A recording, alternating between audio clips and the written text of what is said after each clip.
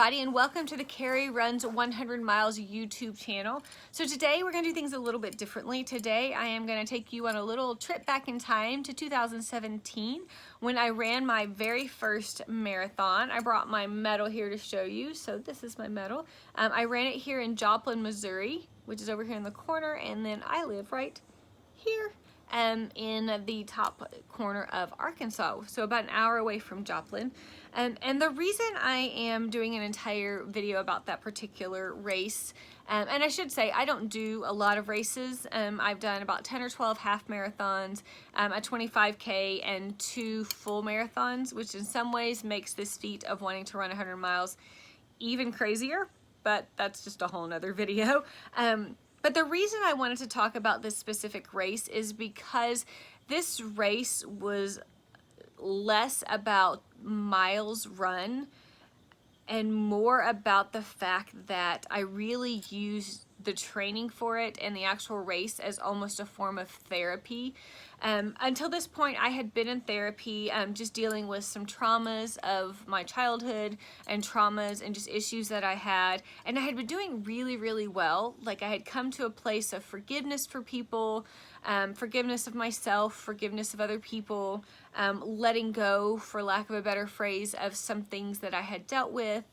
And just understanding that I couldn't change what other people did, but I could change how I chose to live my life afterwards and choose whether I was a victim or whether I was a champion.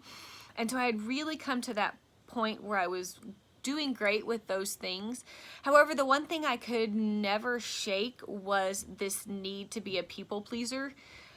This need to find my strength and my courage through the accolades of other people. And I had finally reached the point where I didn't want to be that person anymore. I don't know if it was a rock bottom kind of experience. You kind of hear that with addicts, that they hit rock bottom. And I don't know if I hit that. I really don't know what that would be. But it was definitely one of those moments where I just realized I didn't want to be that person anymore. I was 37 years old and I didn't know who I was, which is sad to say. I was 37 and I kind of didn't know who I wanted to be when I grew up. And so I decided that I needed something more than counseling. I needed something more than a self-help book. I needed something more. So I was thinking about this race and was gonna do it because it was kind of, you know, the next evolution after doing some half marathons. And I just really felt this kind of voice inside me say, do it and don't tell anyone. Which for a people pleaser and someone who needs the accolades of other people for their self-worth and for their strength, was a oh hell no kind of moment. I was like, no, I don't understand. And so I kind of fought it for a little while, and so I don't know, I just came to the point where I wrestled with myself for a while, and so then I came to the point where I was like, okay, this is what I'm gonna do. This is my challenge to myself of, can I run a marathon? Can I train for a marathon? And do it without seeking someone else's permission to do it. And so I started. It was super weird. The only people that knew I was training for it were my husband, of course, because he lives with me and I can't just be gone hours at a time running it without him going, what the heck is going on? And my best friend Dina, who got me into running and then has since left running and left me all alone. Sad face. Anyway, she's awesome. She's amazing. I still love her, even though she doesn't run with me anymore. And so I started on this journey of doing it by myself. I found a training program. It was about 20 weeks. And I just started. And every time I would have that mentality of, oh, I should post about that run, I would kind of check myself. And I would always ask myself the same question. I would ask myself, why? Why do you want to post that? Because let's be honest, when we live in an age of social media, and for a people pleaser and an approval addict, it's like crack. We put something out there and we we judge our value on likes and thumbs up and little hearts on Instagram and all that kind of thing. And so when I would think about wanting to post something, I would always check myself and say, why do you want to do it? And if the answer was not 100% altruistic, as in to say, because I just want to inspire people, pretty much that was my only acceptable reason, I wouldn't allow myself to post it. If any inkling of me thought, well, I need people to know. I need someone to congratulate me. I need this, I need that. If any part of me was looking for accolades or atta-girls or strength or courage or any of that kind of thing from someone else instead of looking for it from myself, I wouldn't allow myself to post it. So I did not post anything about this entire training, any of my runs, any of that kind of stuff. And it really kind of sucked sometimes. I'm just keeping it real. Because the first time you hit that like 20 miler and you're like, holy crap, I just ran 20 miles. You want to like throw it out there and, you know, just word vomit about how awesome it was and how cool and how you survived. I couldn't do that because I had promised myself that through this journey, I wanted to learn how to find strength within myself. And at that point, I hadn't done it. I hadn't found it yet. So I had to keep it all bottled up right here. Now, my husband was amazing. He would be okay with me laying in bed because I was tired or I was sore. He would bring me food, and he would be my cheerleader, him and my best friend. And so I had to kind of, I don't want to say settle because that sounds horrible, but I can't think of a better word right now. But I had to be okay, I guess is maybe a better phrase. I had to be okay with just that. And so May comes around and it's time for our race. So my husband was running the half marathon at this particular race and I was running the full and still hadn't told anyone I was doing this kind of crazy thing.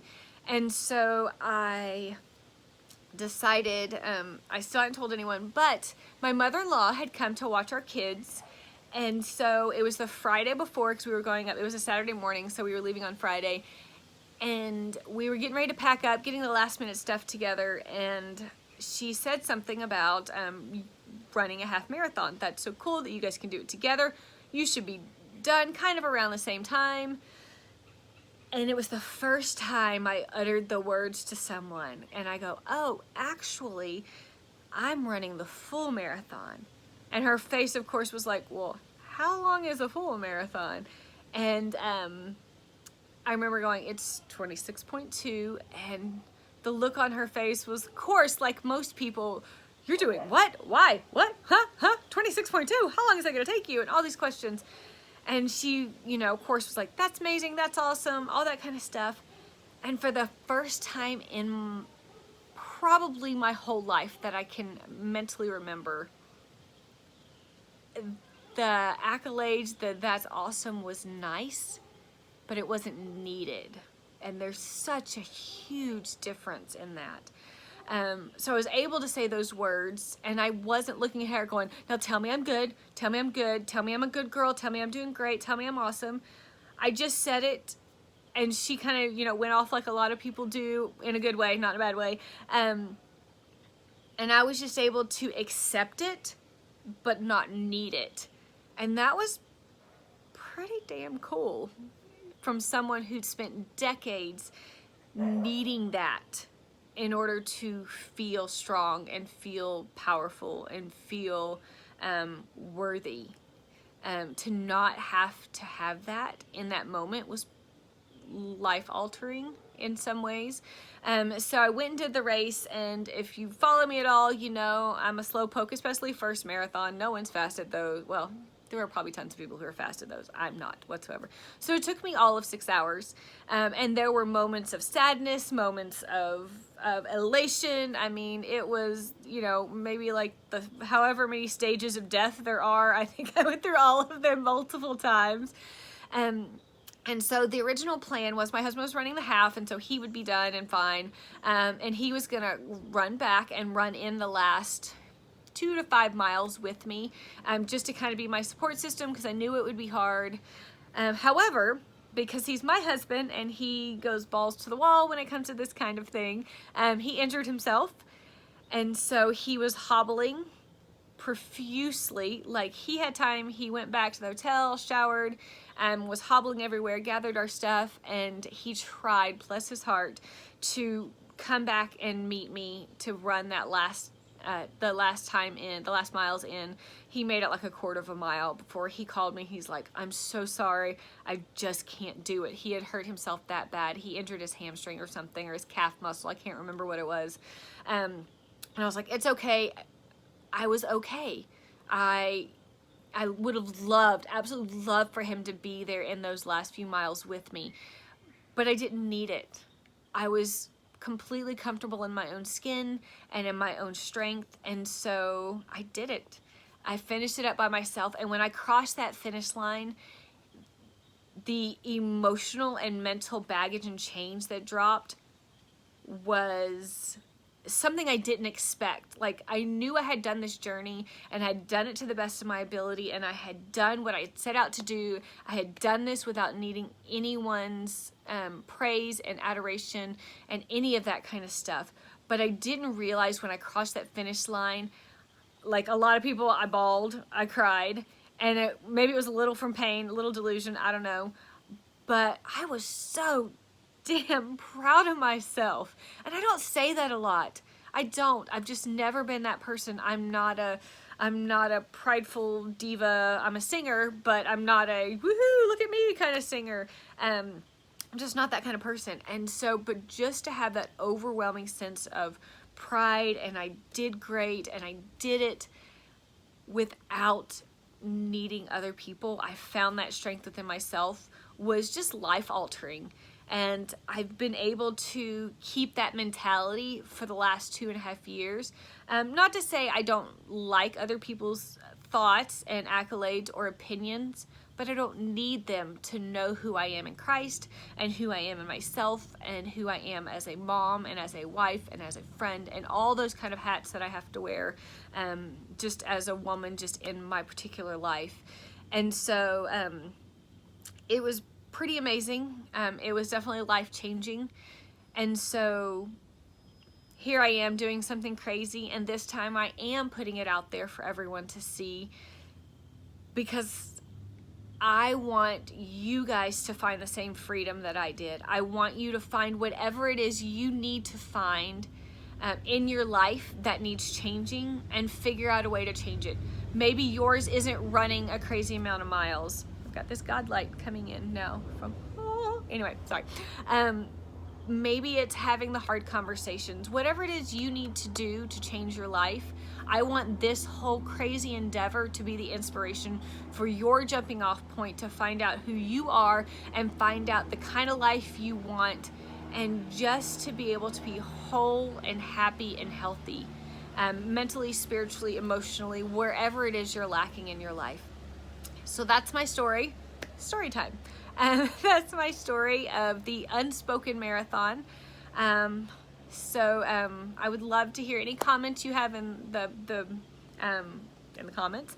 I hope you will subscribe to continue on this journey with me, and hit the like button and all that kind of YouTube stuff that you're supposed to put on there if you're a good YouTuber, and I'm not, so I'm horrible about putting that stuff in there. So I hope you will join me for our next video, and you'll continue on this crazy journey with me. Thanks, and have a great day.